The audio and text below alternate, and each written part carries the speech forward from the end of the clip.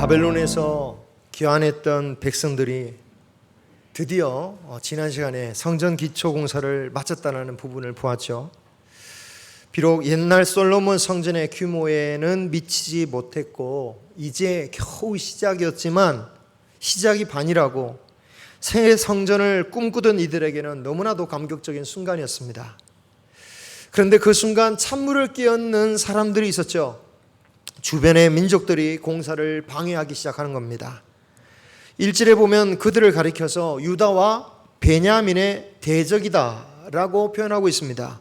대적이면 대적이지 왜 유다와 베냐민의 대적이라고 표현했느냐? 왜냐하면 그들이 유다와 베냐민의 반 정도 되는 사람들을 제외하여 북쪽에 세웠다가 유다보다 130년 전에 멸망했던 북이스라엘 지파의 후손들이기 때문입니다. 문제는 정통 후손들이라기보다는 그 이스라엘을 정복했던 아수르의 강제 이주 정책에 의해서 대거 유입된 이방인들과 함께 섞여 살면서 혼혈민족이 됐다라는 거예요. 피만 섞인 게 아니라 정신과 정체성과 종교도 다 섞여버린 혼합 종교가 되어버렸습니다. 그리고 그들은 유대인들이 바벨론에 끌려가 있는 동안 유대 땅에도 들어와서 또 정착하게 되죠. 그런데 이제 돌아온 유대인들이 자신들만의 하나님을 섬기는 그 성전을 짓겠다고 하니까 이건 그냥 있으면 안 되겠다. 이러다가 우리 쫓겨나겠다. 무슨 일이 벌어질지 모르겠다 라고 해서 접근해 오는 거죠. 처음에 이들은 외교적으로 접근해 왔습니다. 2절에 보면 총독인 스룹바벨과 족장들에게 찾아와서 우리도 성전 건축하는데 참여하겠다라고 말합니다.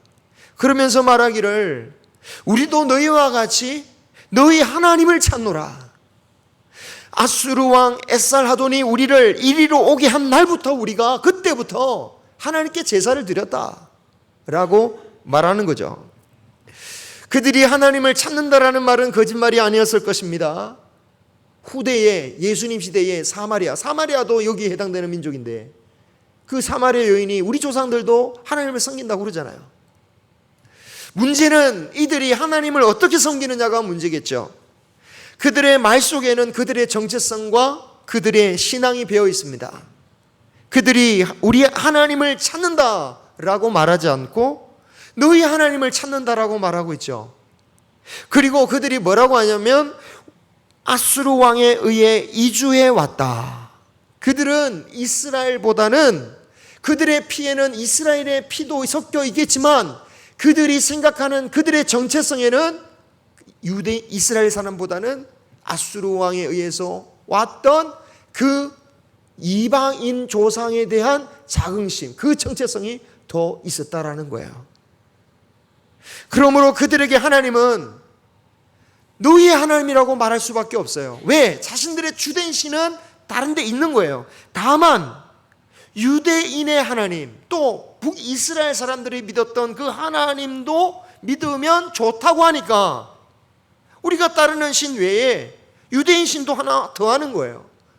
불교 믿는 사람들이나 저 태국이나 또 힌두교 같은 데 가면 신상이 많이 집에 있습니다. 왜냐하면 자기가 믿는 신은 따로 있어요. 거기다가 경제신이 따로 있는 거예요. 경제신? 좋아. 경제신 하나 놓고 건강의 신이 있어. 건강의 신도 필요하지. 이런 식으로 막 하나씩 붙여요. 메인에다가 하나씩 붙이는 거예요. 종교란 것이 결국 복을 받기 위해서라는 건데 복을 위해서라면 하나님도 믿을 수 있다. 이런 정신인 거예요. 그리고 우상도 섬길 수 있고 때로는 부처님도 공자님도 급하면 저기 아기 동자도 찾아가면서 믿을 수 있다. 그런 신앙을 가지고 있었다라는 거죠. 그러면서도 그들은 오래전부터 우리는 하나님께 제사를 드려왔다. 그런 식으로 예배를 드려왔다라는 거예요. 여러분, 그렇지만 그들이 아무리 우리가 오래도록 하나님께 제사를 드렸다 한들 그렇게 혼합된 신앙으로 하나님께 제사를 드렸다는 것을 우리가 인정할 수 있겠습니까? 하나님께서 그런 제사를 받으셨다라고 할 수 있겠습니까? 그들이 어쩌면 가난했던 그 유대인들보다 더 많은 제물을 드리고 더 멋진 제사, 더 비싼 제물을 바친다 한들 그들만의 제사일 뿐이지 그들의 제사는 결코 하나님과는 상관이 없는 제사라는 거예요. 그래서 유대인들이 3절에 뭐라고 하고 있습니까? 너희들은 하나님께 성전을 짓는 일과는 전혀 상관없는 사람들이다. 상관없다는 거예요. 너희들의 일이 아니다라는 거예요. 시대가 흐를수록 예배도 드리고 하나님을 믿는다고 하지만 점점 자신만의 하나님을 만들어가는 사람들이 많은 것 같아요. 하나님은 말씀이잖아요. 하나님이 말씀이잖아요. 그런데 정작 말씀과는 거리가 멀어요. 말씀이 무엇을 말하는지에 대해서는 관심이 없고 내 상황과 내 감정과 내 자신의 상황에 따라서 내 나름대로 하나님을 믿는 경향이 점점 강해지는 것 같아요. 여러분, 이런 신앙을 가진 사람과 함께 신앙생활하는 것은 참 위험한 겁니다. 차라리 하나님을 모르는 사람과 함께 있다면 그 불신앙을 감안하고 그래서 넘어서는 안 될 선을 지켜가면서 교제를 하겠죠. 그런데 나도 하나님을 믿는다, 나름대로 잘 믿는다, 같은 신앙이다 라고 하면서 같이 생활하면 그 신앙이 어떻게 변질될지 모른다라는 거예요. 나름대로 믿는 신앙은 변질될 수밖에 없습니다. 원래 그런 거예요. 왜 그렇습니까? 나름대로라는 기준이라는 것은 결국은 그때 기호, 그때 역사, 그때 환경에 따라서 달라지는 거잖아요. 나름대로 믿는 신앙은 무조건 변할 수밖에 없어요. 왜? 내 상황은 달라지니까. 정치가들이 입장이 바뀌면 완전히 바뀐 얘기 하잖아요. 똑같아요. 하나님에 대한 신앙도 입장이 바뀌면 달라져 버리는 거예요. 그렇기 때문에 나름대로 믿을 게 아니라 우리는 끊임없이 교회에서 뭐라고 말합니까? 말씀으로 돌아가야 된다. 말씀으로 돌아가야 된다. 왜? 하나님께 돌아가자는 얘기예요. 아유, 뭐 고지식하게 믿네. 그런 차원이 아닙니다. 말씀이 하나님이잖아요. 하나님께로 돌아가는 것은 말씀으로 돌아가는 겁니다. 이런 측면에서 유대인들은 혼합신앙으로 찾아오는 그 이방인들, 스스로 심지어 자신들이 이방인들임을 자처하는 이들과 함께 할 수 없는 노릇이죠. 그래서 3절에 거절합니다. 결코 거절하기 쉽지 않은 상대라는 거 아시죠? 그들이 제사를 드릴 때 이 유대 백성들이 처음 성전 공사를 시작하면서 어떻게 했죠? 제사를 드릴 때 막 당대하게 그렇게 제사를 못 드렸잖아요. 주변에 있는 민족이 막 두려워서 벌벌 떨면서 드렸잖아요. 그러니까 거절하는 게 얼마나 두렵습니까? 그럼에도 그들은 거절할 수 있는 그 용기가 있었던 것은 70년간 그 70년이라는 포로 기간 동안 묵상하며 회개한 힘 때문에 그렇다는 거예요. 유다가 멸망한 것은 군사가 없어서도 아니었고 성전이 없어진 것은 성전이 없었기 때문에 멸망한 것도 아니고 하나님보다 세상과 동화되고 혼합된 신앙으로 세상을 의지하다가 살았기 때문에 멸망했다라는 사실을 포로 생활 70년 동안 통감하고 회개하고 또 회개하면서 이날만을 기다려왔다라는 거예요. 그러니 대적들의 권고를 받아들일 수가 없는 거죠. 기왕이면 멸망하기 전에 깨달았다면 얼마나 좋았겠습니까? 그런데 안타깝게도 대부분의 인간들은 하나님의 말씀 외에는 결코 기대할 것이 없다라는 그런 상황에 몰려가야지만 깨닫는 것 같아요.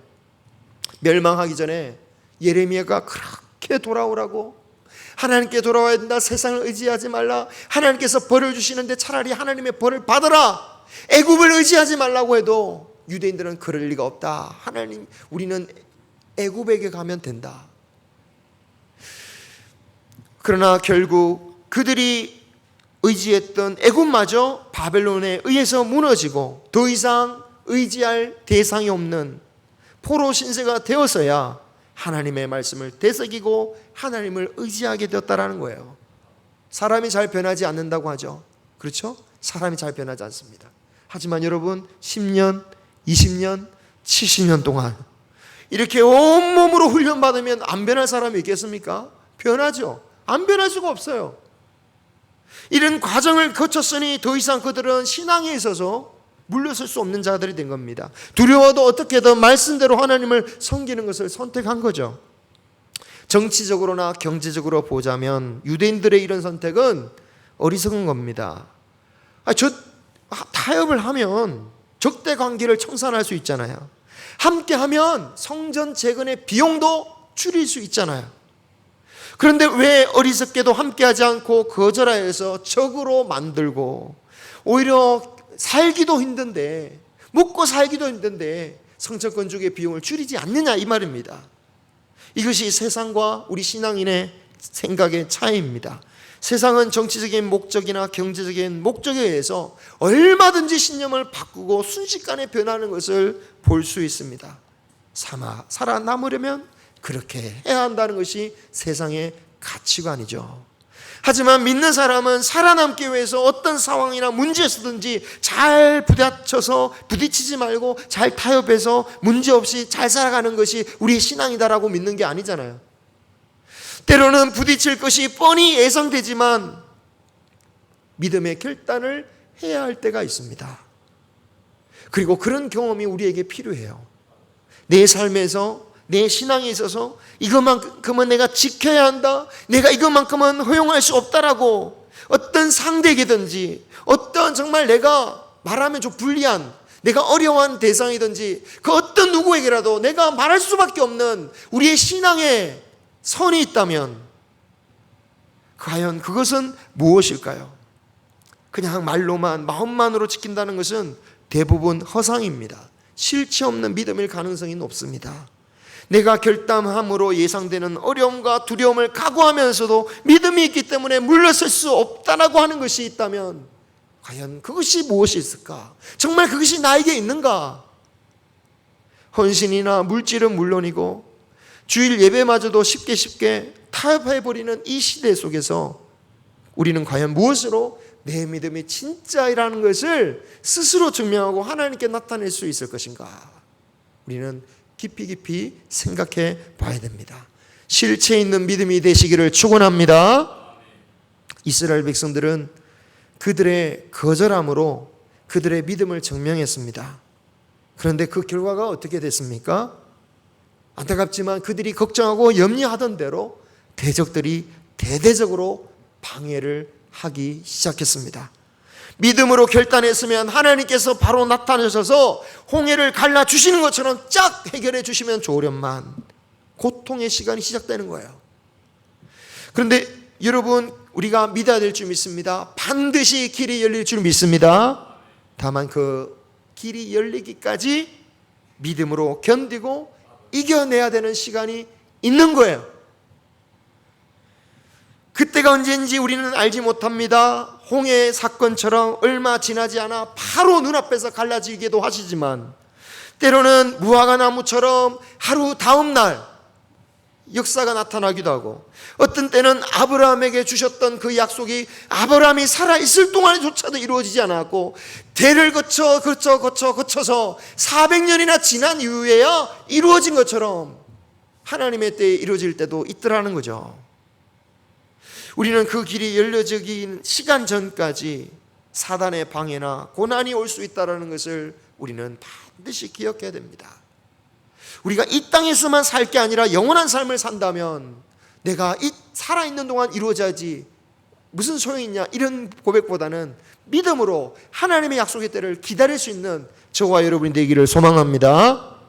자, 유다 백성에게 고난이 닥치는데 대적들이 직접적으로도 막 고난을 줘요. 그래서 4절 보면은 그 땅 백성들이 유다 백성의 손을 약하게 만들었다. 손을 약하게 만들었다. 무슨 뜻입니까? 무기력하게 만들었다는 거예요.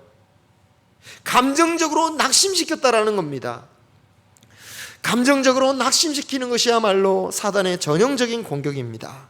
우리가 바로 서지 못하도록 그 공격의 양상을 보면 논리적인 것보다는, 실체가 있기보다는 우리의 감정을 건드릴 때가 많아요. 에베소서 6장에 보면 그 유명한 말씀 있잖아요. 사단과의 싸움을 위해서 하나님의 전신갑주를 입어라. 싸울 때 필요한 장비를 챙겨라. 예수님도 마지막 때가 왔으니 너희들이 검을 찾으라 했더니 베드로가 진짜 검을 차고 왔어요. 그죠? 이 검을 가질 때가 됐다 이래가지고 했더니 진짜 검을 가지고 와서 검을 막 쳐요. 그러니까 예수님이 검을 준비하라고 하셨던 주님이 아니야, 그거 아니야, 그런 검을 말한 게 아니야 라고 말씀하시잖아요. 전신갑주는 진짜 무슨 무기를 가지란 얘기 아니에요. 이 싸움은 그 12절에 보면 혈과 육의 싸움이 아니라고 그랬습니다. 혈과 육이란 말은 육신적인 걸 말하는 거예요. 외부적인 것을 말하는 거예요. 우리의 싸움은 물리적인 거나 어떤 육신적인 싸움을 하는 것이 아니에요. 어떤 사람들은 육신적인 것 가지고 싸우면서 이게 하나님의 싸움인 것처럼 포장해서 막 선동하기도 하는데 결코 그렇지 않습니다. 바울이 어떻게 싸우는지를 보면 알잖아요. 사도들이 어떻게 그 복음을 가지고 영적인 전쟁을 일으키는지를 보면 알잖아요. 사단이 우리의 감정을 약하게 만들어오는 이런 영적인 싸움이기 때문에 이 싸움은 선교지에만 일어나는 싸움이 아니에요. 특별한 상황에서만 겪는 것도 아닙니다. 우리 모든 믿는 자 가운데, 우리의 일상 가운데 수시로 벌어지는 싸움들입니다.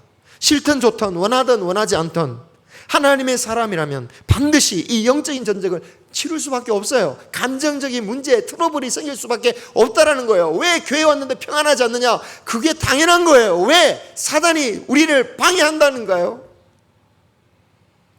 그런데 많은 이들이 준비 없이 있다가 그냥 교회만 오면 다 천국일 거라는 헛된 환상 속에서 감정을 통해 오는 사단의 공격에 속수무책당하고 넘어집니다.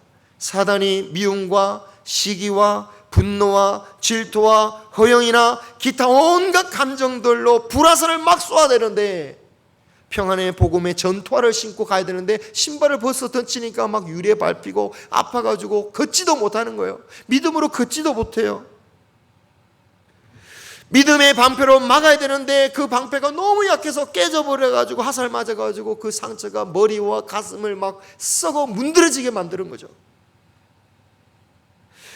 또 그 사탄의 공격에 맞서 싸워야 할 말씀의 검, 그 말씀의 검이 있어야 되는데 어디에 놔두었는지 꺼내지지조차 못하는 상황이 되어버릴 때가 많다라는 것입니다. 이렇게 사단의 공격에 속수무책당하게 되면 그때 우리는 회의감이 몰려옵니다. 내가 이러려고 교회를 다녔는가? 예? 내가 이러려고 예수 믿는 건가? 내가 이러려고 헌신했던가? 내가 이러려고 봉사하고 내가 이러려고 성가들 했고 내가 이러려고 다른 사람을 섬겼던가? 뭐 이런 마음들이 막 일어나는 거예요. 그것이 뭡니까? 사단이 이루고자 하는 목적인 거예요. 사단의 목적은 뭡니까? 하나님의 일을 중단시키는 거거든요. 하나님의 일을 중단시키거든요. 아무리 외적인 문제처럼 보여도 성도가 맞닥뜨리는 모든 전쟁과 싸움은 다 영적인 싸움이라고 할 수 있습니다. 구약에 나오는 이스라엘 전쟁들 겉으로 보면 다 뭐 육적인 싸움이에요. 칼 들고 싸움 들고 막 뭐 돌 던지고 이렇게 싸우잖아요. 하지만 하나님은 뭐라고 하십니까? 그 전쟁은 군대와 무기에 달려있는 전쟁이 아니다.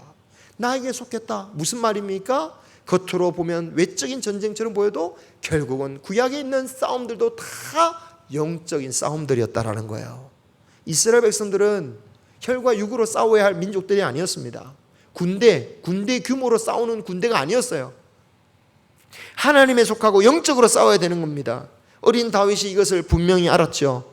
그런데 골리앗 때문에 하나님의 군대인 이스라엘 백성들이 다 쫄아가지고 막 아무도 못 나설 때 너무 속상한 거예요. 예? 너무 속상한 거예요. 뭐가 속상합니까? 혈과 육으로 무장한 그 골리앗을 두려워해서 영으로 싸워야 할 하나님의 군대가 저 혈과 육을 보라보면서 쫄아가서 아무것도 못하는 걸 보면서 우리는 그걸로 싸우는 게 아닌데? 그러면서 너무 속상한 거예요. 그래서 자신이 골리앗에게 달려가면서 외치는 말은 이거예요. 너는 칼과 창과 단창으로 내게 오지만 나는 만군의 여호와의 이름 하나님의 이름으로 간다. 야, 난 돌멩이 엄청 잘 던지거든. 나 돌멩이 엄청 잘 던지면 넌 죽었어. 이러면서 간 게 아니에요. 이 싸움은 하나님께 속했다. 영적인 싸움이다. 그걸 믿고 간 거죠. 우리가 혈과 육의 이 세상의 무기들을 준비할지라도 그보다 더 중요한 게 뭐가 있습니까? 우리의 감정을 통하여 공격하는 사단을 물리치는 그런 영적인 무기들을 준비해야 됩니다. 감정에 굴복하지 말고 하나님께 무릎 꿇을 수 있는 저와 여러분이 되기를 소망합니다. 감정대로 할 수밖에 없다면 우리는 우상에게 굴복하는 신앙이에요. 왜? 성경이 뭐라고 하십니까? 탐심은 우상 숭배다라고 했습니다. 탐심이 우상 숭배래요. 왜? 욕심이란 것이 하나님의 자리를 대신 차지한 거예요. 그러니까 하나님의 말씀대로 움직이지 못하고 욕심대로 이끌려 살아갈 수밖에 없으니까 그 사람의 주인은 누굽니까? 하나님이 아니에요. 누가 주인이 됩니까? 욕심이 되는 거잖아요. 그러면 욕심이 주인이고 주인을 욕심으로 삼으니까 그건 우상 숭배인 거죠. 욕심이 아닐지라도 그거 어떤 것이든지 우리는 정말 감정이 원하는 대로 가서는 안 될 겁니다. 아닌데요, 내가 아무리 감정적이라도 저는 하나님을 버리지 않습니다, 하나님을 믿습니다 라고 하지만 여러분, 감정에 휘둘리면 제가 보면 말씀도 왜곡하더라고요. 말씀도 왜곡해버려요. 목사도 똑같아요. 목사도 그런 실수 제일 잘할 수 있는 게 목사잖아요. 내가 기분 나빠가지고 말씀을 내 마음대로 그냥 왜곡해서 이랬어요, 하나님이 이랬는데 너 당신 왜 그래, 이거 목사가 제일 잘할 수 있는 실수예요. 사단이 제일 잘하잖아요. 사단이 예수님 유혹할 때 뭐 가지고 유혹합니까? 하나님 말씀 가지고 유혹해요. 하나님 말씀, 에덴 동산에서 하와를 유혹할 때도 하나님 말씀을 살짝 비틀어 가지고 유혹하잖아요. 사단이 정말 잘하는 겁니다. 비록 우리의 마음은 참 요동칠 때가 많고, 저 같은 경우에 특히 저 같은 경우는 저도 정말 지나고 보면 작은 일이지만 진짜 심하게 요동칠 때가 많고, 또 지나고 보면 왜 그랬을까 후회할 일들이 정말 없을 것 같은데 계속해서 생기는 것 보게 되지만, 중요한 것은 그때마다 말씀 앞에 엎드려서 말씀이 나를 다시 이끌게 하옵소서, 말씀대로 이끌림 받는 우리 모두가 되어야 될 줄 믿습니다. 감정에 이끌려서 다툴 수 있습니다. 감정에 이끌려서 함부로 행동할 수 있습니다. 아무런 말도 막 해버릴 수 있습니다. 그런데 여러분, 다시 한번 우리는 말씀으로 돌이키기를 소망합니다. 그런 분을 보면 저는 감동을 받아요. 완전한 사람이 어디 있겠습니까? 하지만 말씀 때문에 내가 잘못했습니다, 내가 이래서는 안 되는데, 옳고 그름을 말하는 게 아니에요. 그냥 내가 감정에 이끌렸습니다, 내가 하나님의 말씀에 이끌려야 되는데, 그럼 저는 진짜 감동을 받아요. 하나님이 진짜 하나님의 사람이구나. 근데 때로는 답답한 경우가 있어요. 끝까지 몰라요. 내 감정이 끝까지 가는 거 보면 안타까울 때가 있어요. 걱정이 되는 거예요. 뭐가 걱정이 되는 거예요? 믿음이 걱정되는 겁니다. 하나님의 일을 하려 할 때 사단의 공격이 더하다는 사실을 꼭 기억하기를 소망합니다. 이스라엘 대적들이 그렇게 오래도록 집요하게 방해합니다. 5절에 보면 유다인들을 해방시킨 고레스 왕 때부터 시작해서 그 다음 왕인 다리오, 그리고 6절에 아하수에로 왕이 즉위할 때도, 7절에 아닥사스다 왕 때에도 고발하고 또 고발하는 거예요. 그들은 유다 백성들이 세우려고 하는 예루살렘과 성전은 반역의 상징입니다. 만약 예루살렘 성이 전공되면, 그 성전이 준공되면 페르시아로부터 독립하려고 세금도 조공도 하지 않을 겁니다, 막 이런 가짜 뉴스를 막 제공하는 거예요. 이렇게 끈질기고 집요한 방해 공작에 결국 24절을 보면 다리오 왕 2년째까지 강제적으로 금지가 되어버려요. 그리고 에스라 4장이 끝납니다. 4장만 보면 결국 믿음의 결단을 했더니 결국 성전 못 지었지 않냐, 그런 결론이 나올 수 있습니다. 그래서 결국 패배한 게 아니냐. 그러나 여러분, 성전을 못 지은 것이 패배가 아닙니다. 다른 사람보다 좀 더 잘 살지 못하니까 내 인생 실패했구나, 그렇지 않습니다. 뭐가 성공입니까? 믿음으로 사는 것이 성공입니다. 다른 민족과 타협해서 어떻게든 성전을 재건했다고 생각해 보십시오. 그것이 하나님 앞에서 성공한 것입니까? 그건 성공한 게 아닙니다. 그것은 오히려 실패한 거예요. 아무리 멋지고 거룩하고 멋있는 성전을 지었다 해도 그것은 하나님 보시기에 성공한 게 아니라는 거죠. 비록 성전 공사는 중단되었지만 사실은 그것이 믿음 때문에 중단된 것이라면 그것이 승리한 것입니다.